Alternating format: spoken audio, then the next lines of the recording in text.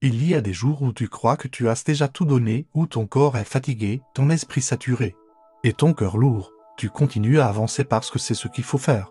Mais en toi, la petite voix qui disait autrefois tu peux s'est presque éteinte. C'était exactement l'état dans lequel se trouvait Laurent. Il se levait chaque matin mécaniquement, enfilait ses vêtements, partait travailler, revenait épuisé, et s'endormait devant la télé sans vraiment être présent. Personne autour de lui ne voyait qu'il portait ce vide parce qu'il se cachait derrière son rôle, derrière ses obligations, derrière des sourires de façade. Mais un soir, alors qu'il rentrait plus tard que d'habitude, il a décidé de passer par un parc qu'il n'avait pas traversé depuis des années. Il faisait nuit, les lampadaires diffusaient une lumière pâle et il s'est assis sur un banc.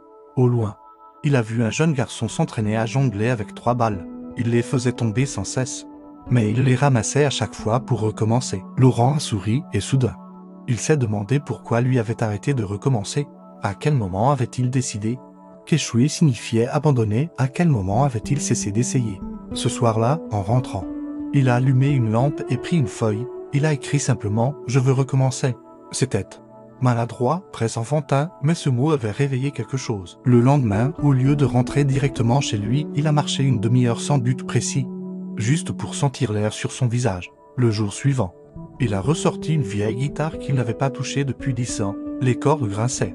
Ses doigts étaient rouillés, mais il a senti une émotion brute, celle qu'il croyait perdue. Laurent a compris que ce n'était pas un grand bouleversement qu'il lui fallait, mais une suite de petits choix simples et constants.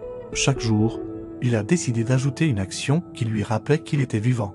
Lire quelques pages d'un livre, appeler quelqu'un qu'il aimait, cuisiner un plat qu'il avait envie d'essayer. Rien de spectaculaire, rien qui impressionne les autres, mais des pas concrets pour se retrouver. Et jour après jour, il a senti son regard changer. Il voyait à nouveau des couleurs dans ce qui lui semblait gris. Bien sûr, les doutes revenaient souvent, cette voix qui répétait à quoi bon.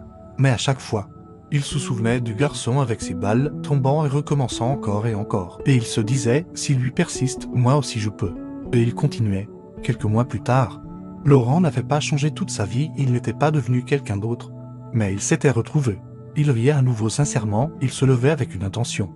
Et surtout, il ne se sentait plus spectateur. Il avait compris que recommencer n'est pas un signe de faiblesse, mais la preuve qu'on refuse de s'abandonner. Et toi, qui écoutes cette histoire, peut-être que tu crois que tu as trop échoué, que tu as trop attendu, que c'est trop tard.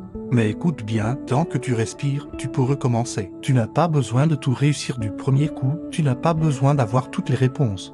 Tu as seulement besoin d'un pas, puis d'un autre, puis encore un autre, et ces pas, même fragiles, même hésitants, te ramèneront à toi-même. Ne laisse pas les échecs définir ton histoire. Laisse ton courage écrire la suite.